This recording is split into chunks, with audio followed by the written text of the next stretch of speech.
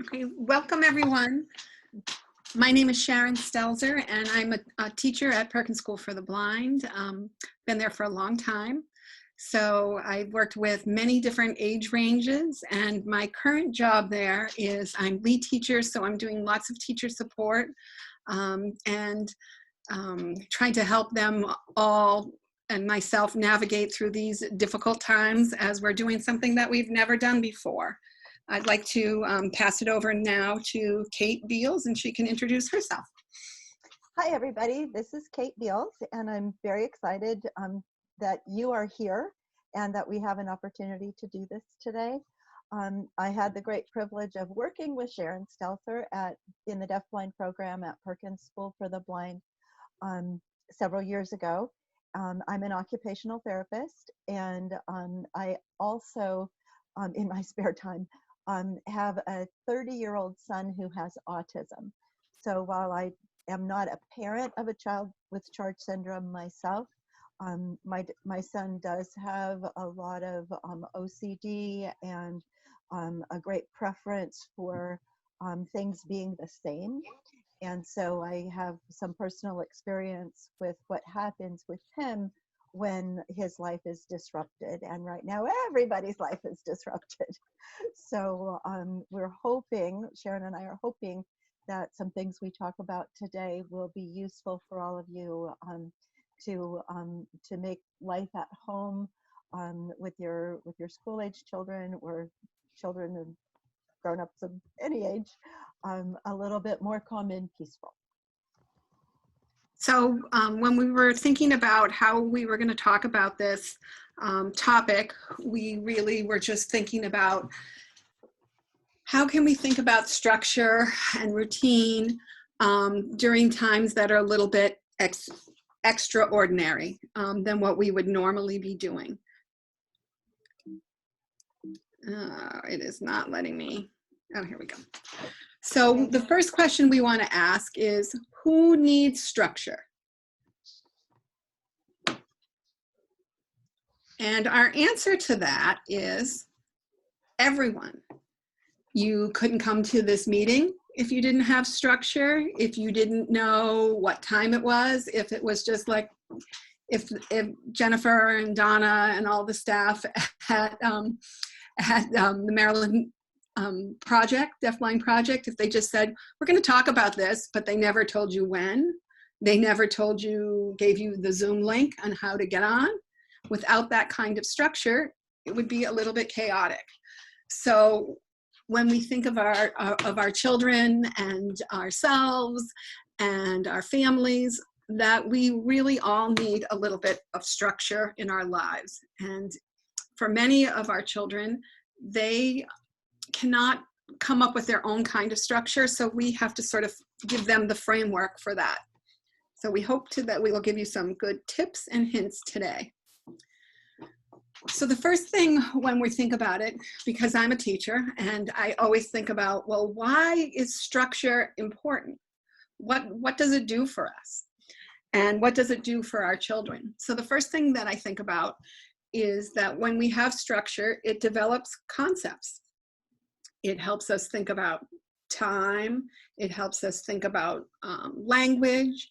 It helps us think about what we're going to do and building routines. And we're going to talk more about building the routines, but there's lots of concepts that we can talk about with structure. It will develop vocabulary. So when we think about structure, you need some kind of language, or you need some kind of way to convey that. And so many of our children on their IEPs or in school, they're always having some kind of language goals and objectives. And that's really what structure helps us do. What happens, what's the name of this thing that we're going to be doing? And is the name important or is it not important? I just was on a Zoom meeting this morning with a teen, and one of the parents was saying, well, I can't call it PT, or I can't call it speech or math. And she was specifically saying that she couldn't call it PT and math because PT and math don't happen at home. They happen at school. So that vocabulary, so she said, if I called it a different name, like counting or exercise or some other different kind of vocabulary name, then her son was willing to do that, because in his mind, those classes happened in a building and a specific time with specific people. So really thinking about the vocabulary. What else does structure do? It helps us develop anticipatory skills. What are you going to do first? What are you going to do second, third? What happened before, later, all of those kinds of things. And it's a really great tool to think about and develop those kinds of skills for our students. And it's something that teachers do all the time. We do it in a very purposeful way, and we really think about that. You probably do it, parents probably do it in a more natural way. You probably do it in a more natural way with your own children, but it's really, that's what you're building, that big word for a little kind of concept. Structure also helps us denote a period of time. So some of our students might be able to say, well, at 3 o'clock, we're coming to, you know, Mom, or I'm going to do this webinar on structure and routine. And some of our children don't know about time. But any activity you do happens within a period of time. And what our children learn first is they learn something happens first and then something happens second. And it's in that period of time, whether they understand minutes or hours or they don't. They just know things happen in an order. What else does structure do? And we're going to talk about all of these a little bit more in depth, but structure promotes conversations, and it's probably the best thing ever. Probably if you are a parent, sometimes you don't want to have another conversation about what's going to happen or when it's going to happen or what's not going to happen or what you can or can't do. But for our students who are deafblind and our children who are deafblind, it's a great opportunity to practice conversations, that back and forth. And it might not go the way that you want. Maybe the conversation is a tantrum. You know, you want to do this and they throw themselves on the floor, or they clear the table of the materials that you had set up. But it's still an opportunity for a conversation. And structure can help us build those conversations. Structures, schedules, they all relay information. So if you just woke up in the morning and you never knew what was going to happen next, you would hate it. But if you have structure or information and you set up a structure for your child or your students, that they really are thinking about what's going to happen to them and what they're going to have to do. Then you go back into the anticipatory skills, you have a conversation about it, you do a little negotiating, you think of all those things. Structure also helps our students develop memory. What happens first? Things happen in order. You don't get up first thing in the morning and you don't go right away to school. When they were going to school, you would have to get dressed. There was things that happen in an order, and it helps us develop that memory. And I think it's a great skill to help our students work on. So some of the concepts that we work on are the language. So how much information do you talk about? How do you say it? Do you sign 3 words together? Do you sign a full sentence? Do you say 1 word at a time? Are you using the same vocabulary and sign that they were using in school? So you're making really sure that your vocabulary is matching. We could develop turn taking, and that's where conversations are so important. That I have a turn, you have a turn. It's a skill that many of our students need practice on doing, because they either want all the turns or they want no turns. So really thinking about turn taking and how to do that. Teachers use this all the time in the classroom. Sometimes you have a reluctant student to do something, so maybe the teacher starts and says, well, I'll take my turn first, and then you can have a turn. It's a great teaching strategy that can be used in the home. And it's something to really be shared with parents. It's like a little secret trick of the trade, I always think. If you go first, sometimes your child is willing to, if you're the model, then they'll take a turn. And then they can start to anticipate, well, I'm not going to do the whole thing. Mom's going to take a turn, then I'm going to take a turn. Schedules also help us develop organizational skills. Like we said before, things happen in an order. There's not chaos. It helps us think about what's going to happen, how it's going to happen, what kinds of materials we need, how we're going to work on things. We always think of that. I always think of organization is a great tool for pre-reading. Things work from top to bottom, left to right. So how you're going to think about those kinds of things. Schedule, again, as I said, was time, whether time is first, second, third. Maybe it's an actual at 1 o'clock we're going to do this. I had a student that it's very easy for us to say, we would say in the classroom, well, 1 more minute, and she would time you on her watch. And if you weren't ready in 1 more minute, you better look out, because she took everything very literal. So we had to work on, well, when I say 1 more minute, it's not really just 1 more minute. It could mean, 2 minutes, 3 minutes. It means there's a little gap of time. But it really made me think about that. We think about sequencing, what happens first, what happens second, the order of things again, and then concepts help us generalize skills. This is the biggest test of generalizing ever, because we are all home. We're working from home. I'm looking at my own skills and my own schedule. Am I getting up at the same time? Am I sleeping in a little bit later? How am I generalizing the skills that I used during the regular school year when I was having to go and drive to work? How am I generalizing those skills? Parents are looking at the skills that their children have, and are they able to generalize any of those skills at home? And schedules can help us do that. So when we think about schedules are based on understanding, and they're not based on age. So there's no magic formula that says, when you were 12 years old, you should be able to tell time for your schedule. You should do this, you should do that.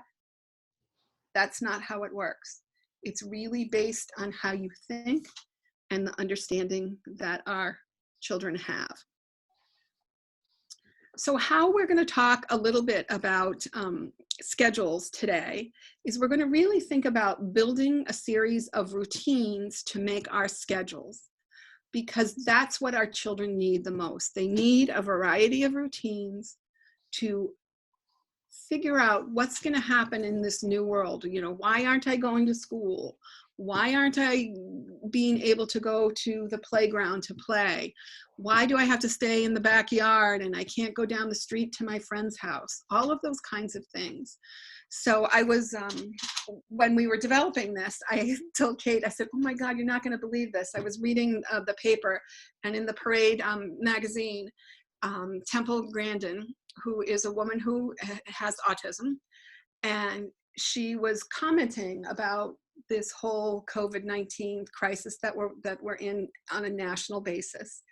And she wrote down this line, kind of stuck out to me, that routines and schedules and figuring out what is going to happen is really how you cope.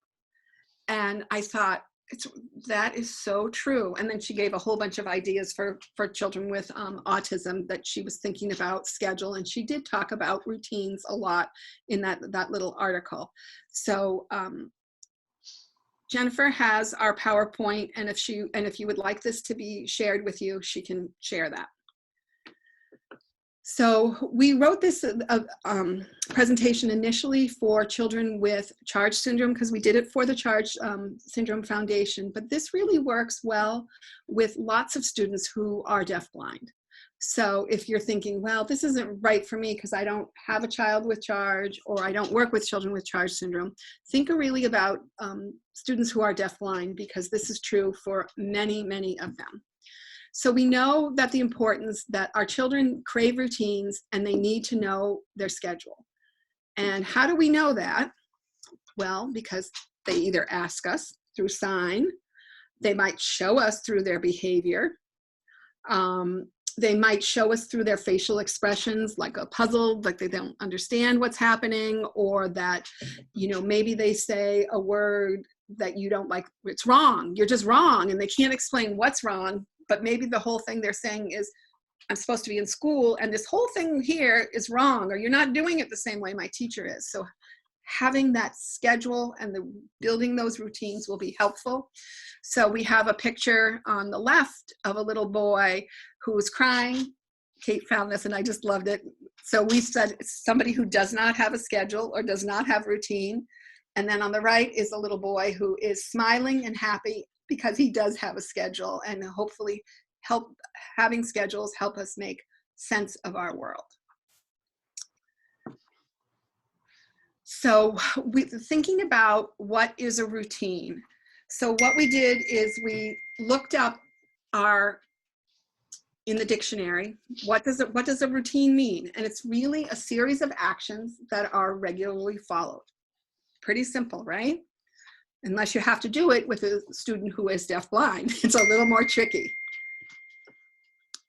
So the definition of a routine doesn't mention anything about a clock, but it does say a series of actions. So how you build the routines and when you build the routines, it's individualized for you and your students or you and your families. And I think that's something really important to convey to families, that the clock does not define the routine. So I had a mom, she has a 17-year-old son, and she was saying, you know, he wants to sleep late, and I've been letting him sleep late. And I said, that's perfectly fine. We know lots of our teenagers, if you've ever lived with a teenager, you know that often they want to sleep late, they stay up late, they want to sleep late. It's sort of their internal clocks. And I said, but the routine can be the same if the routine just starts when he wakes up. So thinking about those.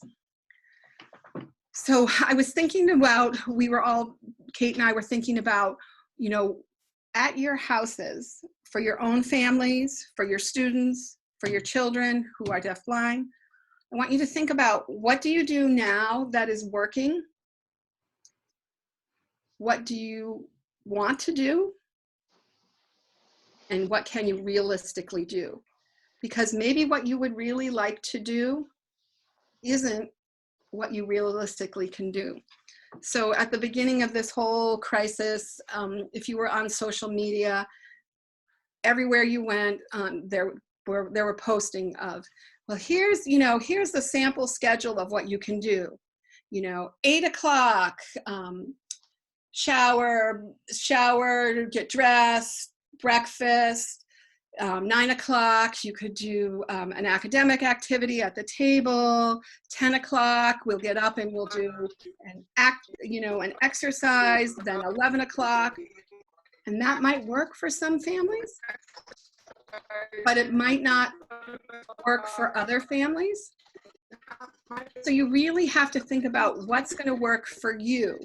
So what I would like people to do now is just take a minute or two and write down on a piece of paper activities that are important for you and your child, or you and your students, that maybe it might be something that's working already, maybe it's something that you would like to do, and just put that down just take a minute, and then we'll have a quick share, and then we'll talk about some of the routines that we came up with, and Kate will take over in a minute or two.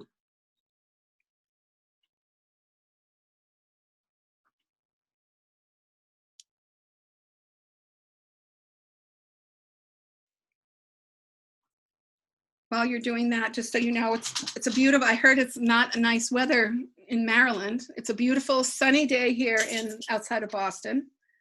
A little cool, but sunny. But they said that we might have snow in some of the towns out a little further on the weekend. So that's what we're dealing with here while you're writing down your ideas. And Kate, is it hot there in South Carolina? It's crazy. We've had severe thunderstorms the last 2 nights in a row, and there have been more tornado warnings in the last month than in the whole last 3 years that I've lived here. Wow. It's been cuckoo. All right, so if anybody would like to share anything that they wrote either in the chat, or they can just use their mic and come on and say, you know, what are you doing now that's working? Write down an activity that's important to you that you couldn't live without, or something that you might want to do.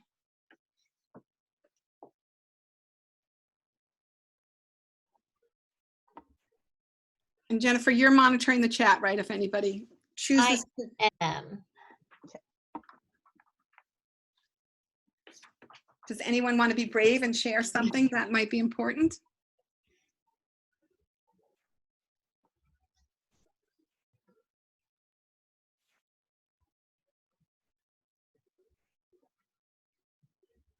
I'm waiting for all the good literacy responses to come through of people wanting to spend time reading with their child or with their students.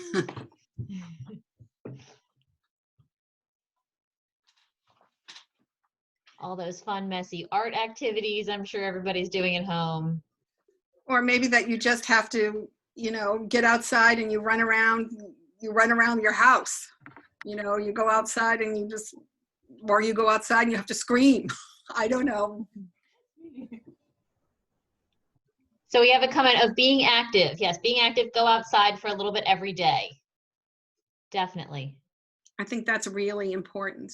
It's really important to get out energy. And sometimes we have students or children who are super active and they need to do it to burn off energy. And then we have other children who are, who like to be couch potatoes and just sit, and it's important to get them off the couch and get them moving in a certain way. So building in activity. So if you have students or you have children who need that kind of activity built in, there's lots of ways to build activity in through your day, even in the house or getting outside of the house. Thank you for sharing. All righty, we can move on. Sure. So Kate and I, we came up with some ideas like what's important.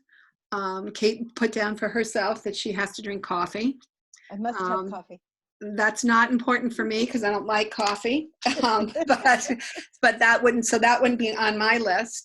But going outside, laughing, learning, you know, all the kinds of things. What's important for you to stay sane and to help do that. And then what we're going to do is Kate's going to take over next, and she's going to talk a little bit about how you do that and how you thinking about the routines and how you can build that in. So I'm going to, Kate, you just tell me when you want me to, I'm going to switch the slide for your first one, and then I'll put myself on, take myself off video. All right. And then I'll still be able to tell you when to switch, right? Yes, ma'am. Thank you. Perfect.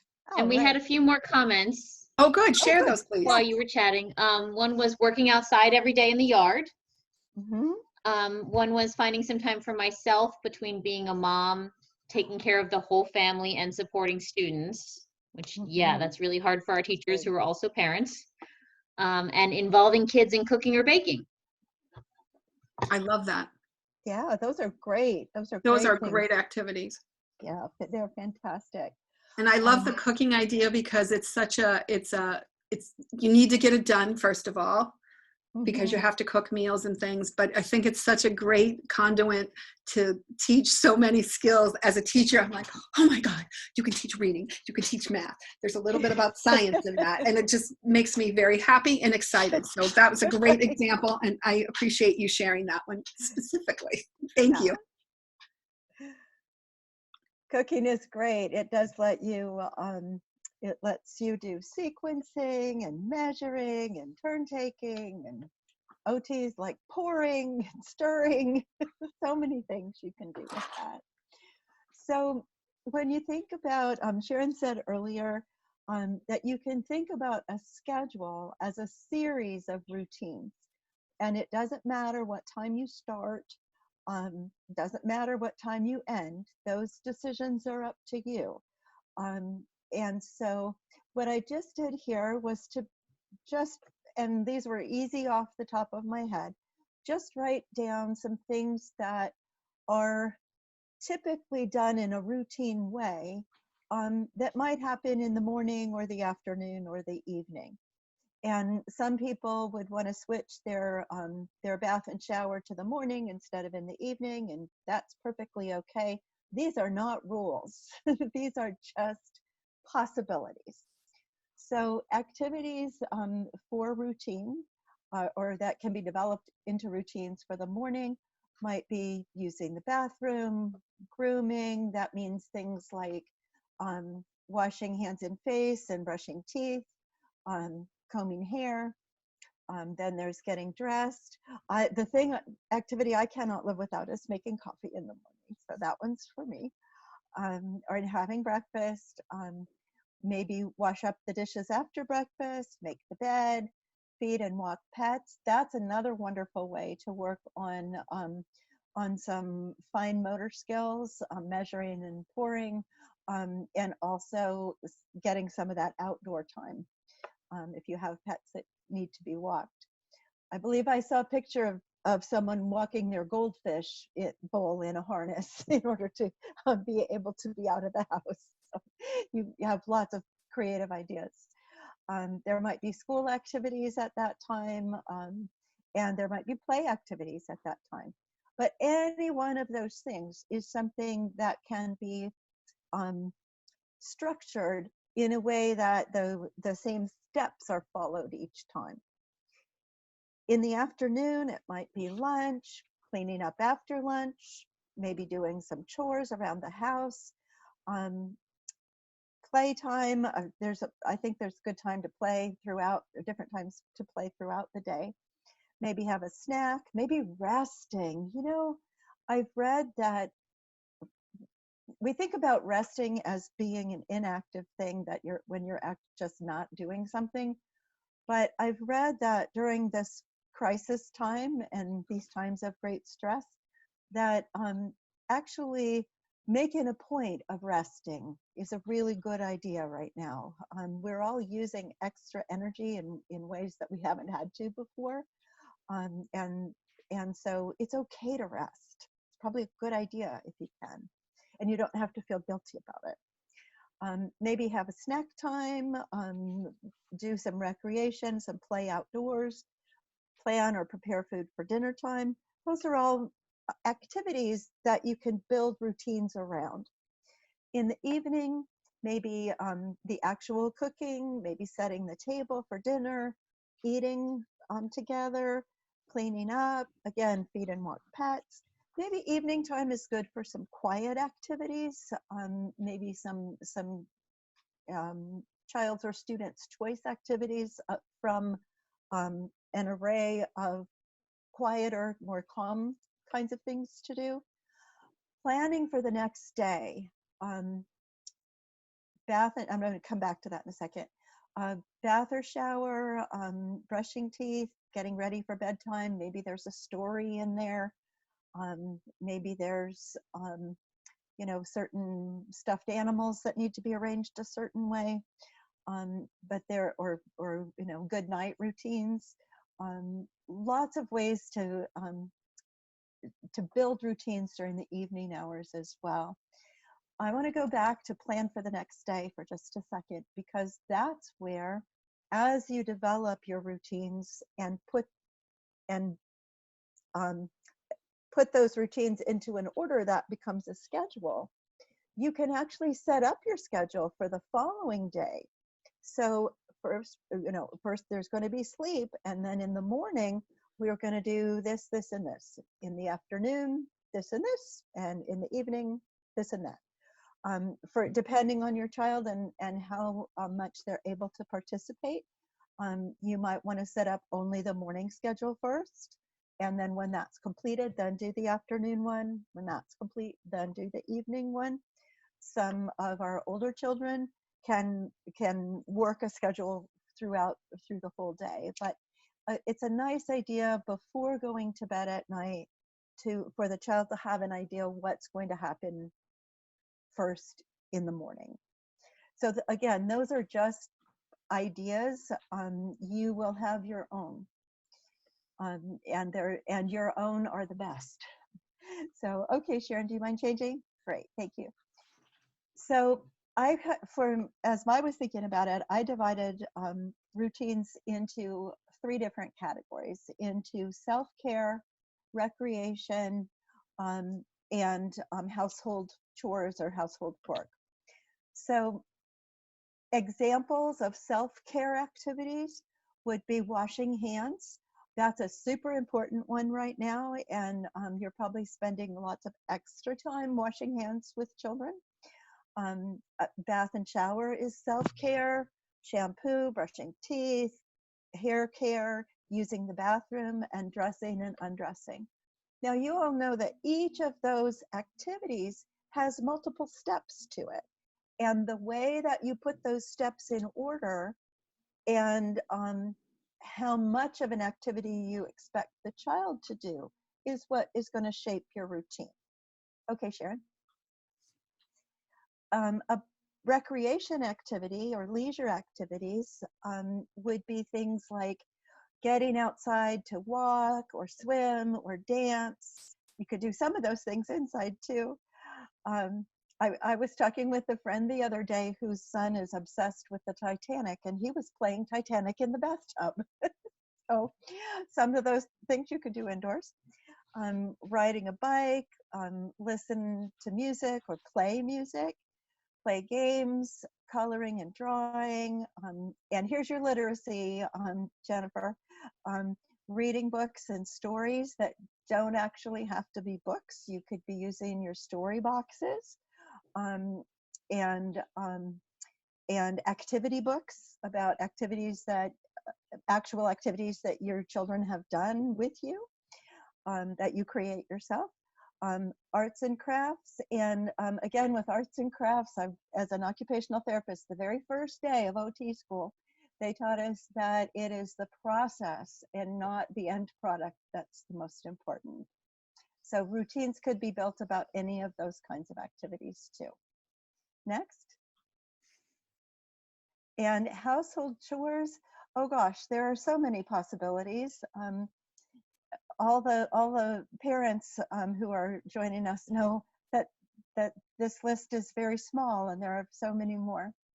But things that children might be able to be involved in: dishes, wash, dry, put away; tables, the setting or clearing thereof; laundry, put in the hamper or sort; colors, wash, dry, fold, put away; floors, floor care; making beds, changing linens; dusting furniture. I think that was my first chore that I was given when I was a young child.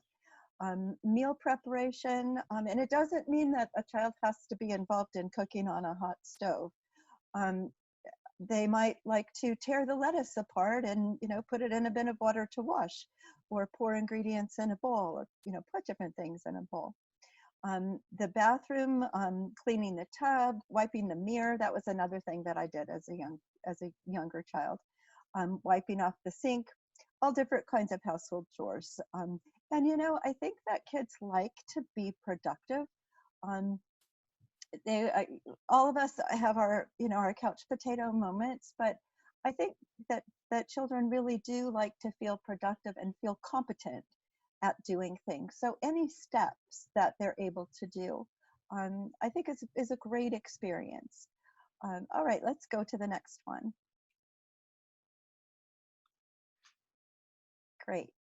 So I put together a few sample routines, one in each of the areas, one in self-care, recreation, and household chores. And just remember that these are samples. They are merely samples. You will have your own, and you will develop your own that reflect your family's priorities and needs and preferences. And that will reflect whatever type of support your child needs in order to participate. So we'll Kate, do it. Yeah, can I just say a quick word about this? you sure This is can. something that I learned from the families that I've been working with. So our school is a residential school. We certainly have a large population who come for just day school, but we do have a population who stays at the residence. And what we've all had to learn as teachers, teaching remotely from home. So lots of our residential staff were sending home their routines that they do. We call the dormitories cottages. And one of the moms says, I don't even have their child would get dressed or put their clothes on a chair in the bathroom. She said, my bathroom is so tiny, there's no chair in my bathroom. So that is something that I think we as teachers really need to listen to the families. And like Kate said, there's no right way or a wrong way for a routine. It's about developing those series of actions in an order. So I just wanted to put that in here, Kate. That was something that I learned since we did the program the last time. I was like, really, we need to listen to our families and the parents. Absolutely. And one of the teachers was saying to me, so what she started to do, she said, can you take a picture of the environment so I can help you set up the routine in that environment? Right. And because we don't know, I don't know what their homes look like. I don't know if they're in a big house. I don't know if they're in a tiny apartment. I don't know if they're in a tiny house. We have one family living in a hotel. Mm-hmm. And so you really have to keep all of that in mind. So sorry to interrupt there, but Oh, no, I'm glad fit you with did. what you just said beautifully. Yeah, thank you, Sharon. I'm glad you added that. That was important. Thanks. All right, we can go to the next slide. All right, so before we go into those sample routines, I want to say a word about active participation and why it is so very important.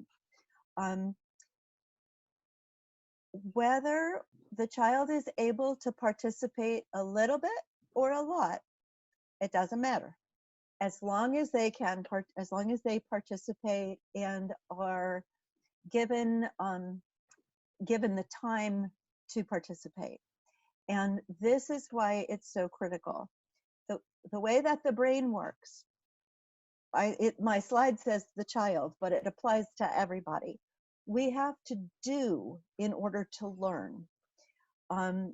In order, when babies are born, they don't have, I give credit to my friend Danielle Bushy for this. She's a physical therapist at Perkins.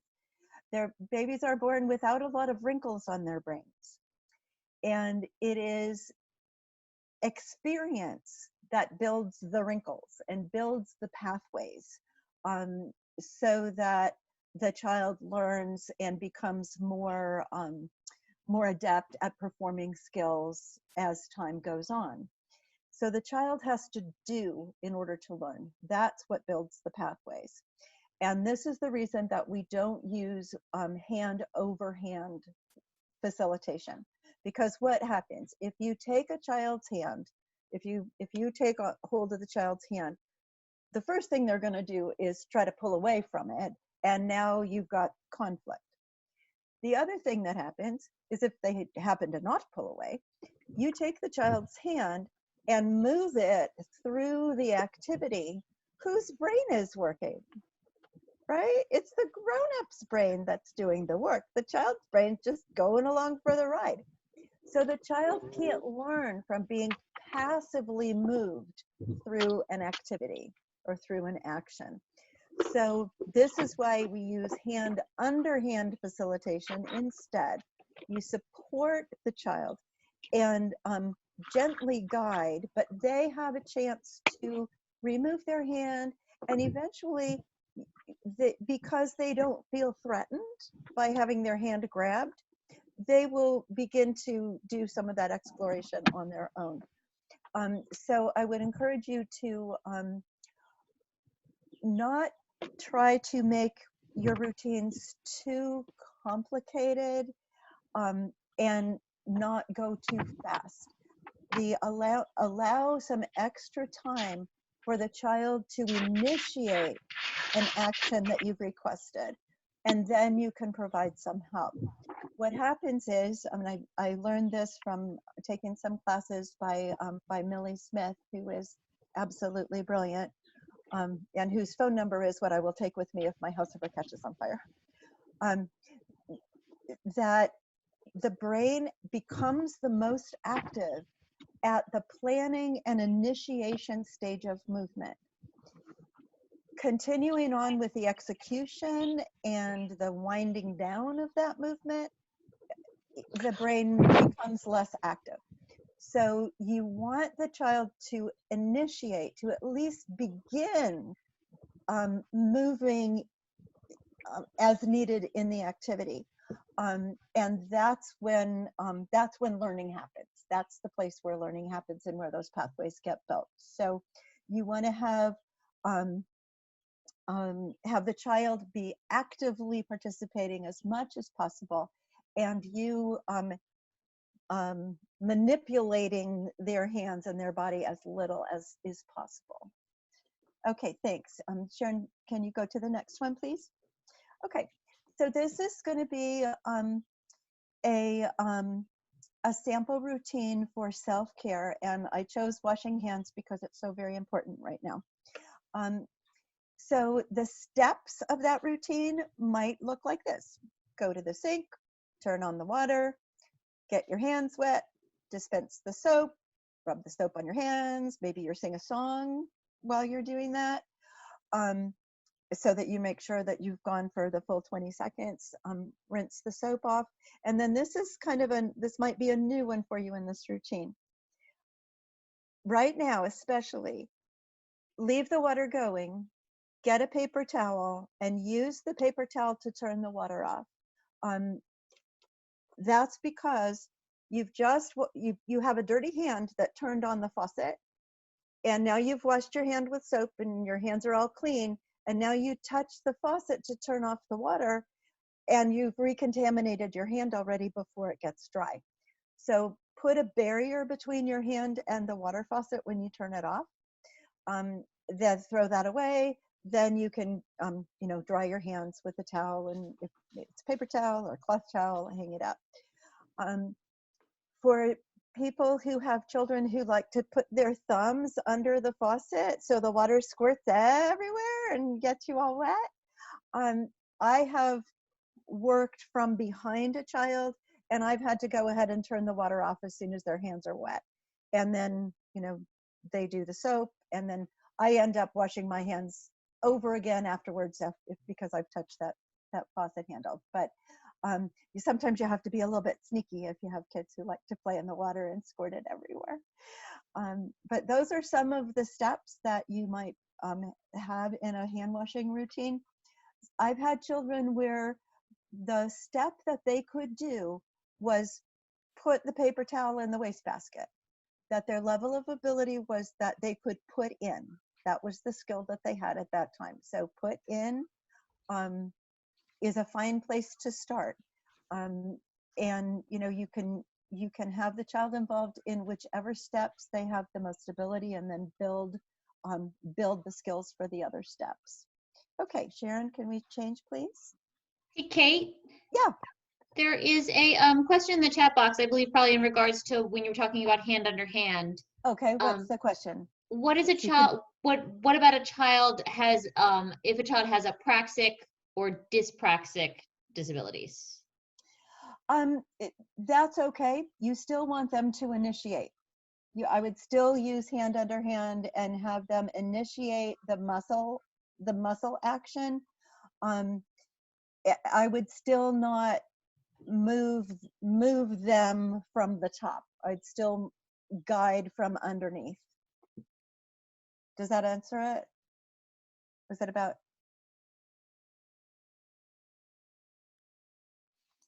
We shall see. Okay. We'll see if they come back. But yeah, there were some other good responses about my child usually takes my hand to engage in certain activities. These are from other people. Right. I can ask her to do something and she'll take my hand to guide, which is great. That's great. And yeah, people have been using the hand under hand, which is good. Perfect. So you want the child's hand to be on top, not the grown-up's hand. Child's hand is going to be on top. Okay, so this is an idea for a recreation activity. Setting up an obstacle course with things that you have on hand, like like chairs if there's room. I acknowledge that.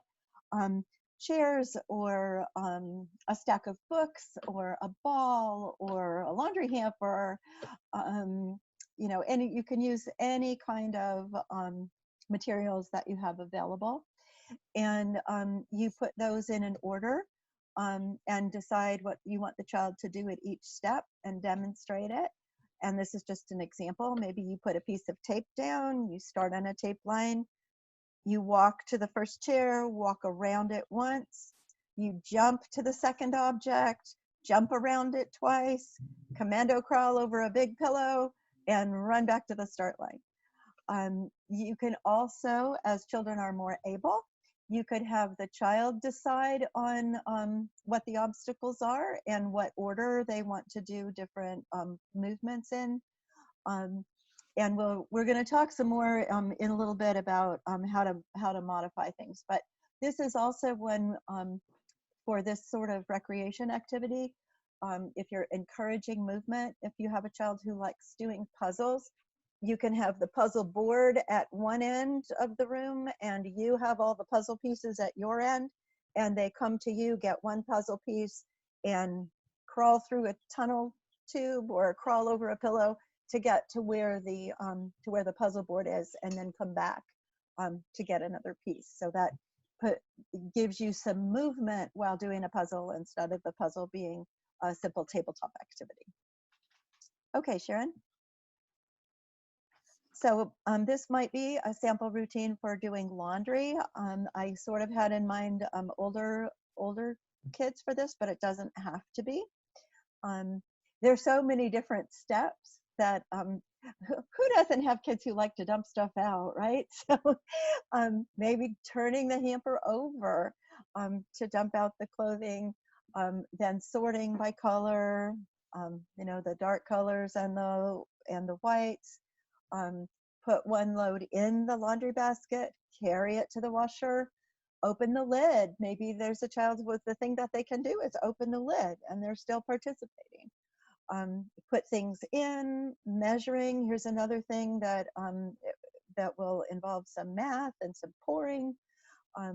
Close the lid, choose your settings.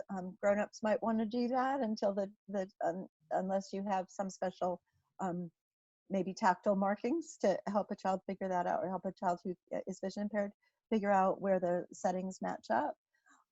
You start your washer, put things in the dryer, remove, folding, hanging, and putting away. So there are lots and lots of steps in that.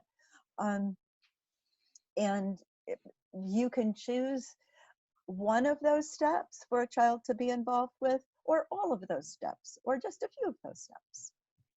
It's up to you. Again, they're your routines. They belong to you and your family. Okay, next slide. Kate, we have a comment that from a parent that my daughter likes to pull all the clothes out and get in, unfortunately. Oh, you know what? I love that. I love that. I put kids in laundry hampers all the time when I was doing OT. I think she likes to get in the dryer or the washer, right? Oh, no, not in the dryer or the washer. In the basket, yes. Does she try to get in the washer or the dryer? The basket. Oh, all right, the basket. Okay. Yeah, the basket. Yeah, don't let her get in the dryer, in the washer. But the basket is really great.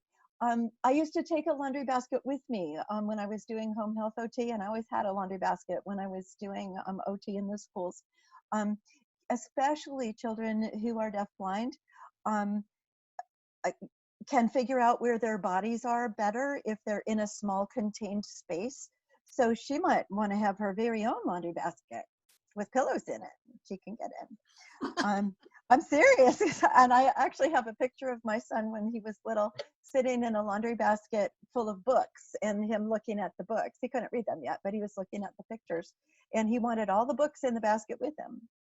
So getting into small spaces is a therapeutic strategy that we sometimes use. So that's cool. So you're probably going to run across this happening as we do as teachers and as therapists. sometimes you have a really great plan for a routine and it doesn't work. So that's never happened to you, has it, Sharon? Never. No, no, I'm me either. perfect. No, yeah, same here. Yeah, so almost always you're going to run across, some point when things don't work exactly like you planned on. And that is so okay. What I want you to do then, or what is a good idea, is just to relax and breathe. In fact, everybody breathe right now. Everybody just take a deep breath. Oh, it's okay. And it's okay to modify routines because who made the routine? You did. And you can change it. You can fix it. We modify things as therapists and as teachers. We modify activities by changing one or more of these three things. We change the task, and you probably all, as if you're parents, you probably do this too. You just don't know that it has a name, but now I'll tell you what the name for it is. You change the task, or you change the environment, or you change the child. Now, most people, when they hear change the child, are horrified and say, absolutely not, I'm not going to change the child. My child is perfect and wonderful as they are. I accept that child with all of their special gifts and whatever challenges they may have. Well, here's the deal. There are ways to change the child that will help the child participate in a meaningful, productive activity and learn skill. You don't change the essence of the child, but you can change the child's strength. As therapists, we work a lot on strengthening activities, and that changes the child's muscles. We work on managing muscle tone, and that makes the child's muscles either more stiff or less stiff, depending on whether it needs to be increased or decreased.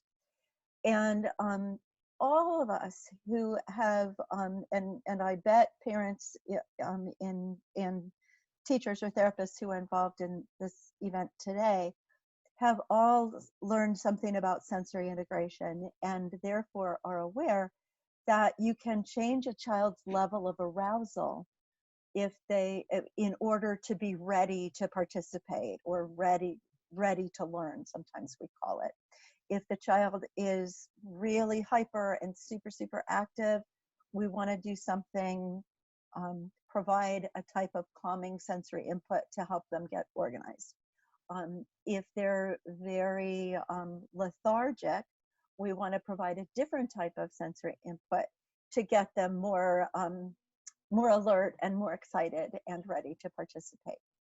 So we can change the child without changing the essence of the child, of who the child is as a human being. We can change the environment by changing the space or materials.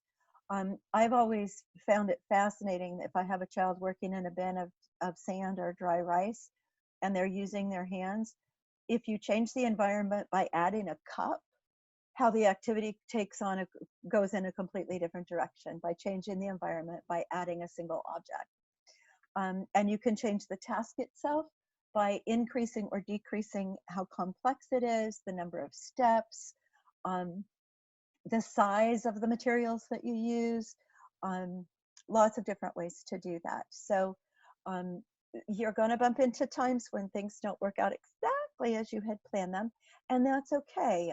You'll find ways to work with that and make a routine more workable and functional.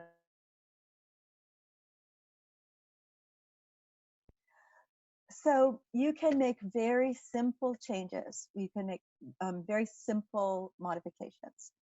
If the child doesn't like washing their hands, has anybody bumped into a child who doesn't like washing their hands? Yes, we all have. I worked with a little girl who was even more so than my son, the most tactily defensive child I had ever met in my life.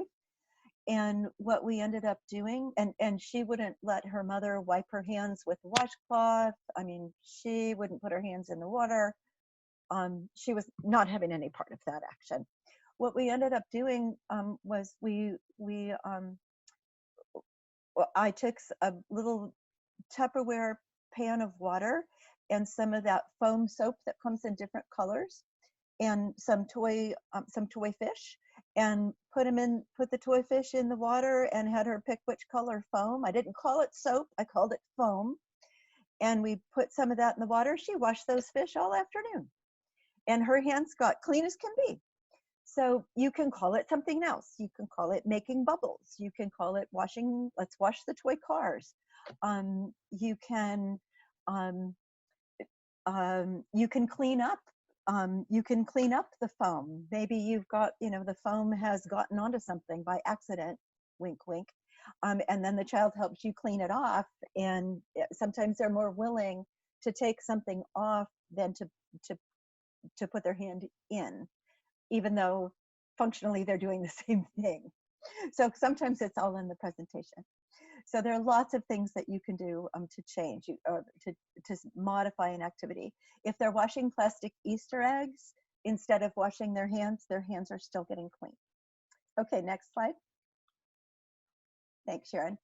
A child doesn't like the obstacle course, that's okay.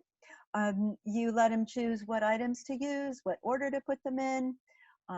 Add a big cardboard box open on both ends so they can crawl through it. Everybody likes to crawl through a box.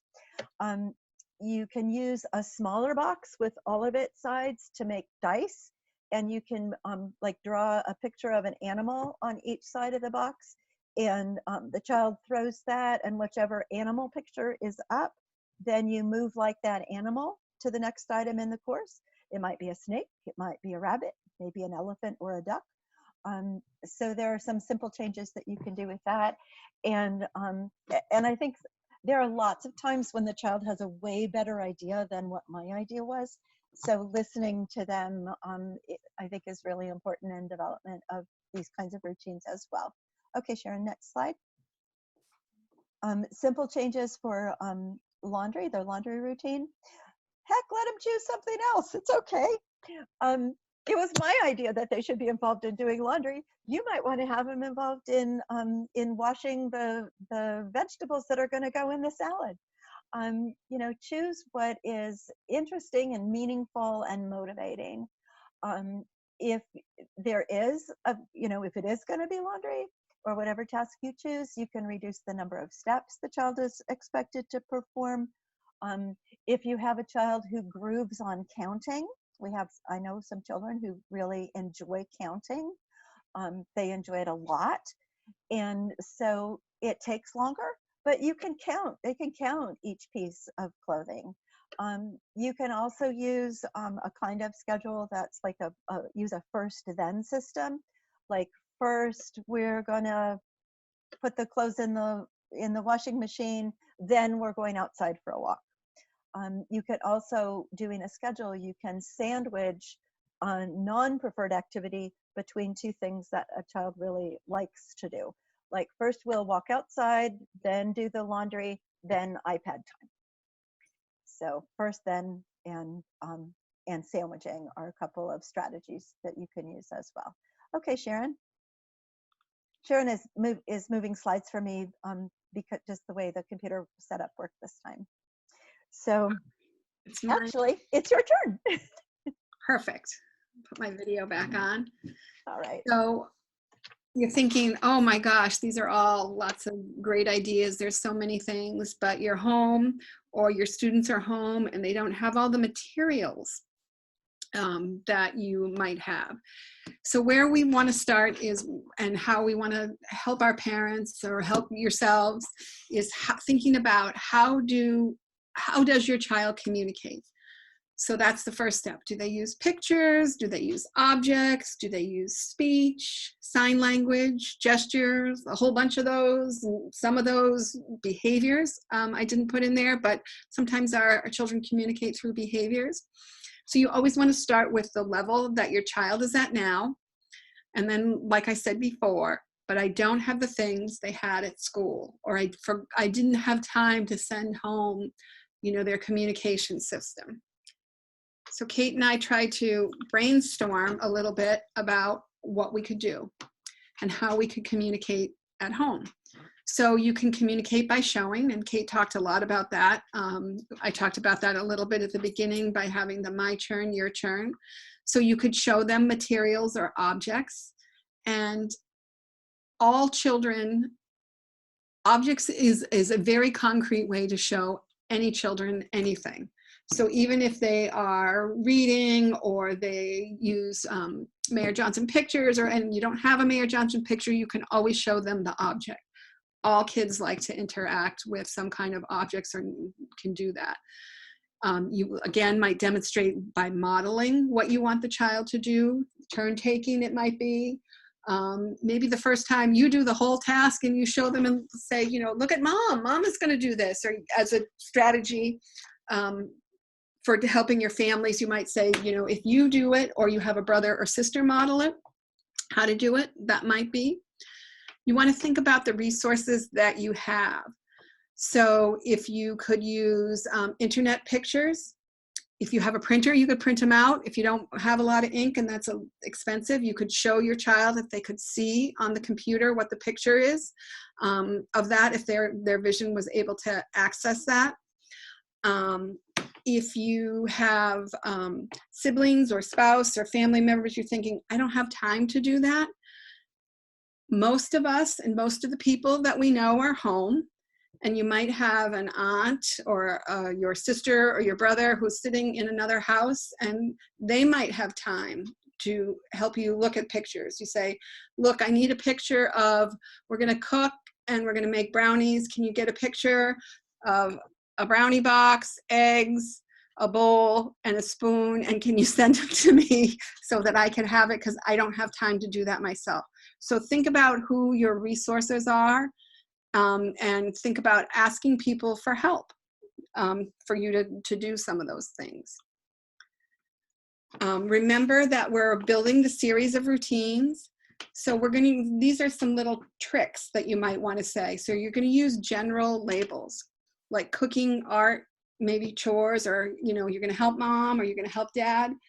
So if you're building your schedule at the beginning of the day and you wake up and you have all this energy as a parent, or the parent has all this energy, and you say, we are going to make dinner and we are going to make, a very complex dinner recipe, or we're going to make a special dessert and we're going to make a cake, for example. Say you're going to make a cake. Well, your child has an awful day. You are trying to juggle work. You had an unexpected meeting. By the time 5 o'clock comes around and it's supposed to be time to make the cake, you're so tired. So if you said to your child, we're going to make cake today, and you don't end up doing it because your meetings ran late, you are exhausted, your child is exhausted, and it's just not a good day for cake. If you had called it, we're going to make special dessert, and your special dessert was, we're going to have ice cream and you get to put sprinkles on it. And that's what you made, and you put it in a fancy bowl or a special bowl. You're still successful if you keep the labels more general. And that's the same with art. You were going to do this great thing and you thought you were going to do this art project and you needed toilet paper rolls. And you go to set up the whole activity, your child's looking forward to this, and you say to your partner, where is all those toilet paper rolls I had been sitting there? Oh, I recycled those. They went out in the trash this morning. So if you still have the idea that we're going to do art, you can come up with an alternate activity on the fly, and you're still not disappointing your child.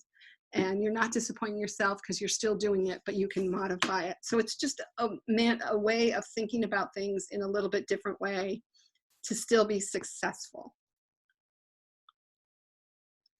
When you're talking about the schedule, I think keeping it simple. Remember, if you do something and it doesn't work, it's not a failure, but it is a learning experience. And I supervise lots of new teachers and student teachers, and I always tell them that. So, well, it doesn't matter that the lesson didn't work. It's what did you learn from the lesson, why it didn't work, what could you do differently next time, and thinking about schedules. I have a couple examples of some families that I work with, and the mom is working. She has to go into a hospital setting to do some work. The dad is working from home. There's an older brother who is in college, and he's finishing up his semester in college. And the mom said to me, our morning routine is really great. We can, take time to be with their other son, who is deafblind. She said, we can help him with his routine. That routine is really great. His evening routine is great because they have time to work individually with him instead of just a few minutes here, a few minutes there. She said, but during the rest of the day, the routine is not that great. We don't, we don't have time to be with him one-on-one because our schedules are so busy ourselves, earning the money so they can stay in their nice house and, have their son finish up his college education. So what they've come up with, I said, it's perfectly okay to have during those times, there's thinking about what their other son could do independently and what he likes to do independently. He likes to sit and look on his iPad, and he's a very social guy, and he's missing people. And his mother felt kind of badly about this. And I said, but look what he's doing. What he found on this iPad was open houses, or, when they post pictures of houses and then you can take a virtual tour of the house through pictures. That's what he does, because he likes visiting people in other houses. He likes to go see what other people's houses are about. And that's what he did. And so I said, well, put that in your routine, that he has iPad time, like, house visiting time, or, whatever they call it for him, so that he gets to do it. So he has the routine in the middle of his day is a little bit less structured. It has a little bit more things that he likes to do and something that he can do by himself. And especially when they're on a conference call, it's a great activity for him to do. I have another student, same thing. The parents are working. She has, she's one of 3. Her 2 sisters are in school. And so when the parents do have time, they're trying to help the other children go through their school routines, because they have certain times they have to be on with their classroom and their Zoom schedule. And her daughter at our school, we said, well, we can be more flexible and have different scheduling. And the mom said, really, during the week, we are so strapped and so anxious about doing the things that we have to do that there just doesn't seem to be time to do things for her daughter, who is a very complex learner who's deafblind. So what they figured out is all the wonderful activities the teachers are sending and giving, they can do some of those things on the weekend when the mom or the dad can be one-on-one with her and give her that time.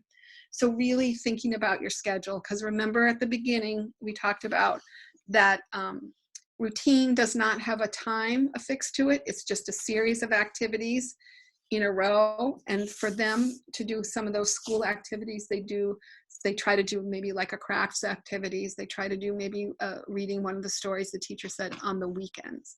So really thinking about how you can change those things around and helping our families change those things around. And it's really okay. So when things have to change, we talk about this a lot. Many of our students and many of our children aren't good with change, especially some of our children who have charge, who are deafblind. They're a little bit more rigid sometimes. So you have to acknowledge that there's a change. Know that change can be hard. And by change being hard, I mean that you might have a little tantrum about that.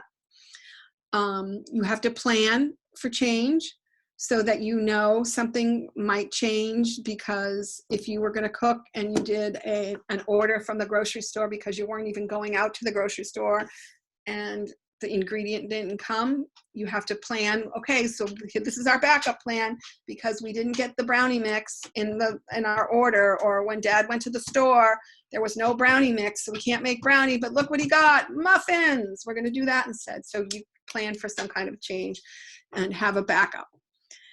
And then when something has to change, what we need to teach our children is, if we can't do it now, when could we do it? If maybe you were going to go outside and you were going to do a special walk outside, or a nature hunt or a nature hike outside in your neighborhood, and it's pouring rain and you just can't go outside because it's pouring rain, it's thundering and lightning, reschedule it and let our children know when it's going to happen. Put it in their schedule and just be planful, because it's all about communication and that's what they want to know. Other little tips and strategies we were thinking about is to make schedules fun, make the routines fun. I was thinking of, Kate, you didn't wear your hat today because it's Wacky Wednesday, and have like a theme for your kids, or say that if you're going to do a Zoom lesson or you're going to check in with your students, it's going to be Wacky Wednesday, so make sure, or you're going to wear a crazy hat, or Fun Fridays, and we're going to have breakfast for dinner, and then we're going to have dessert for lunch, and we're going to have dinner for breakfast. We'll have pizza for breakfast. So think of fun ways to spice it up a little bit, and think of activities that your children can look forward to, and then you can build language and you can build a routine around that. So if they know every Wednesday it's going to be a Wacky Wednesday, have something fun to do.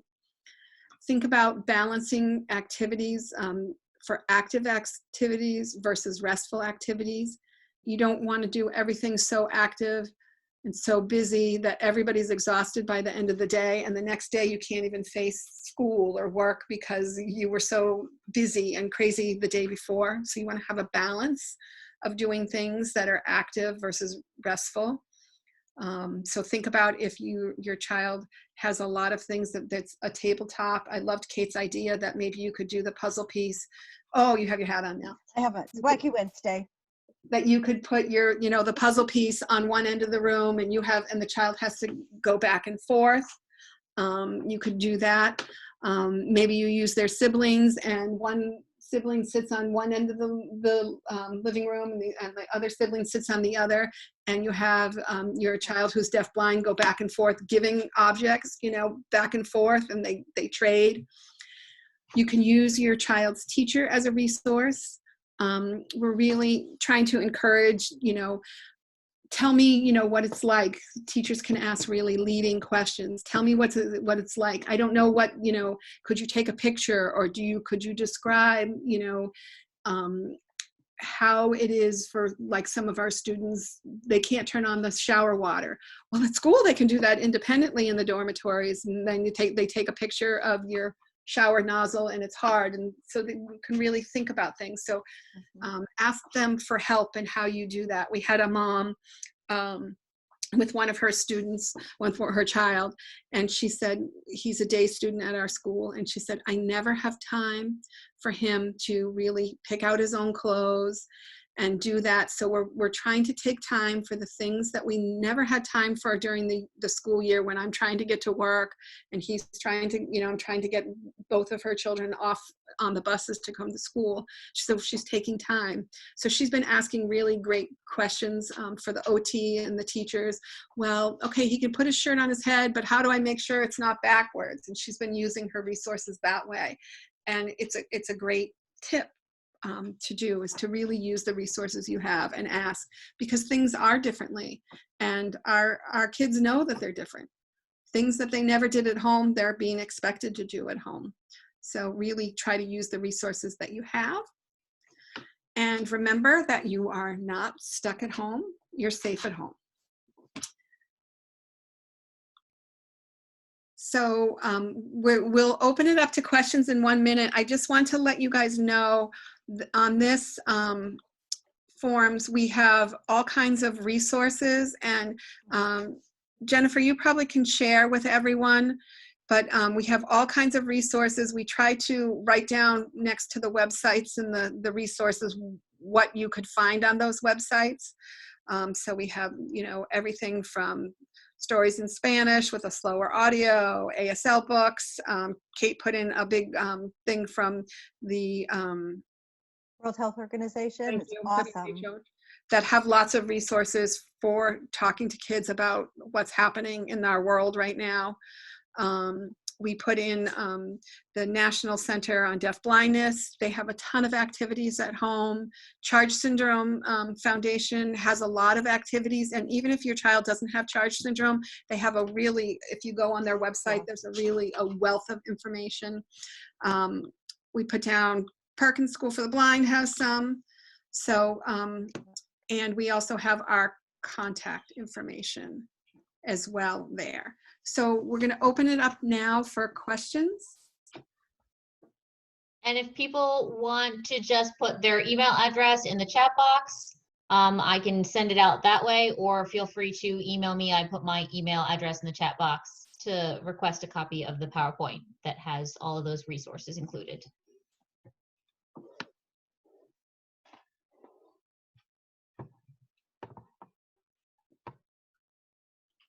And if people want to unmute themselves to ask questions or start their video, feel free.